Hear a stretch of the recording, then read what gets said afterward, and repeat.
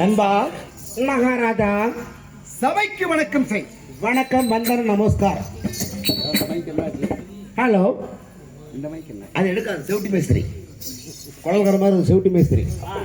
அப்பா அதவா வைத்துக் கொள்ளுங்கள் கைகளை.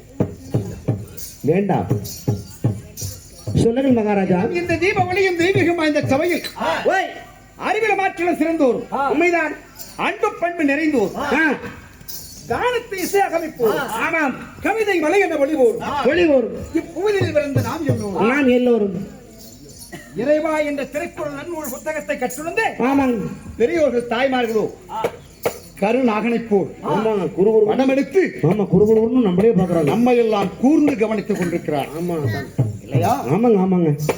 ஆடுவது பாடுவது ஓடுவது உறங்குவது ஆமா எல்லாமே ஒரு கான் அங்கத்துக்கு தான். அங்கத்துக்கு தான், அங்கத்துக்கு தான். கொடுமையாக போய்கொண்டிருக்கிறது. மகாராஜா வருது பக்கத்துலவா நீங்க அடிக்கூடாதுங்க. ஏங்க நீங்க அடிக்கூடாது. ஐயோ ஐயோ நீங்க அடிக்கூடாதுங்க. அதான் நல்லதுக்கெல்லாம் காலம் இல்லைங்க. மணி என்ன சந்தோஷமான பாலன்னா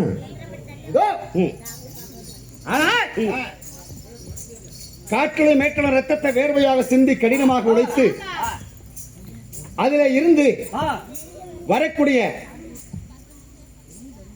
ஒரு உழைப்பால் உயர்ந்த மக்கள் தான் நமது அருந்ததி மக்கள். இல்லையா? அதுபோல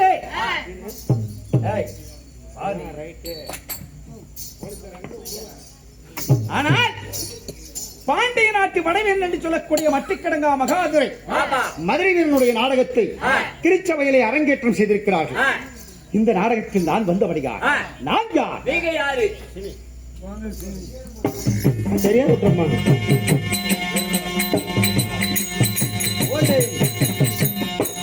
அருமையான தங்கம், என்னுடைய ஆரோக்கிய நண்பன்.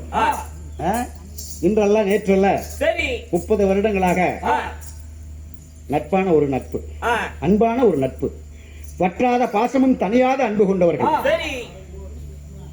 இந்த உலகத்திலே 2 பேர் தான், ஒன்னு நல்லவன் இன்னொன்னு கெட்டவன்.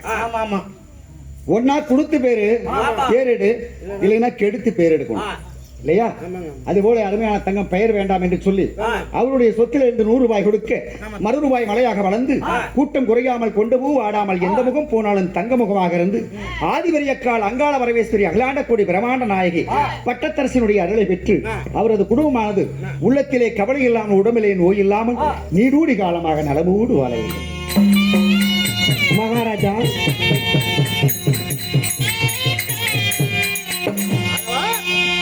இந்த மதிப்பு மரியாதைக்குரிய, அது மட்டும் இல்லாமல் நமது கொங்கமா மண்டலத்திலே பேரும்புகள் பெற்ற இந்த மதுரை வேடத்திலே பேரும்புகள் பெற்ற இந்த மதிப்புக்கு மரியாதைக்குரிய என்ன சீனிவாசனோடுக்காக நமது தெய்வி சிகாமணி அவர்களும் 10 ரூபாயும் என மதிப்புக்கு மரியாதைக்குரிய நமது ஈரோடு மாவட்டத்தில் பேரும்புகள் பெற்றுக் கொள்ளக்கூடிய அருமை அண்ணன் ஆகிய பொன்னுசாமி குடும்பத்தை ஒன்றாக உங்களுக்காக தன் சொத்துல இருந்து 30 ரூபாய் கட்டமையா கொடுத்துள்ளாங்க. அப்படியா மாதவா?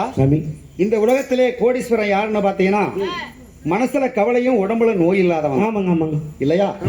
இன்று இருப்பார் நாளை இல்லை. ஆமா. இன்னைக்கு கோடீஸ்வரனா இருக்கிறவன் நாளைக்கு பிச்சைக்காரன், நாளைக்கு பிச்சைக்காரன் இருக்கிறவன் இன்னைக்கு கோடீஸ்வரன். அது போலதான் வாழ்க்கை, மனுஷனுடைய வாழ்க்கை எதுவுமே நிரந்தரமானது கிடையாது. இருக்க வரல கடைசியா நம்ம கொண்டு போறது என்ன? அன்பு தான்.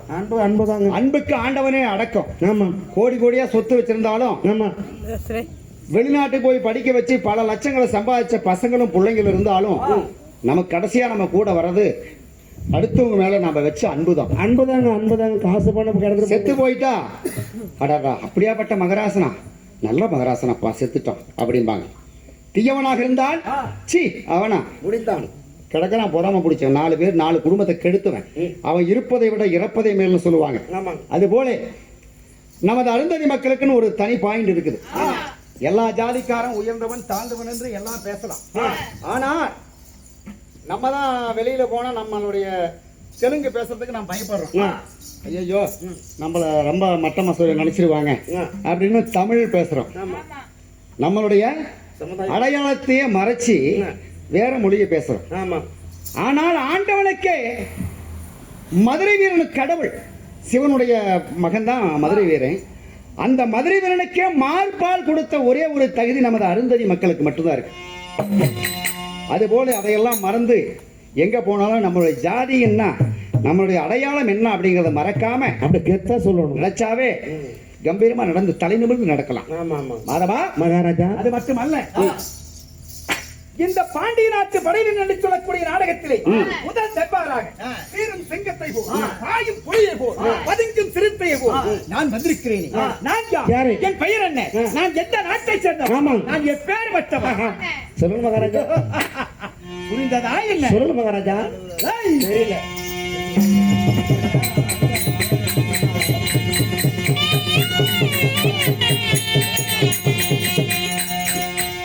ஏன் நான் போனேன்?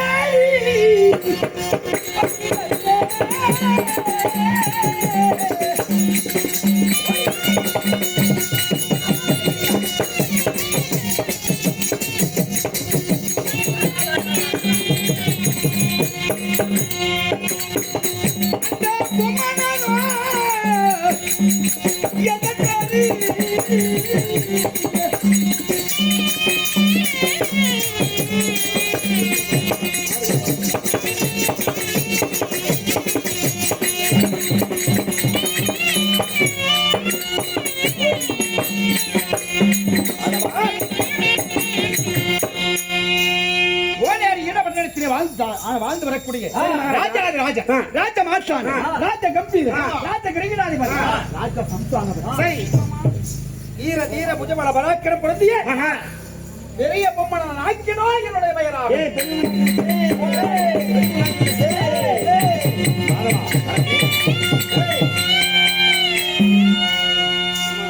இந்த பெரிய பொம்மன் நாக்கினாக நான் இருந்தாலும் என்னை பெற்ற தாய் தந்தையா மகாராஜா.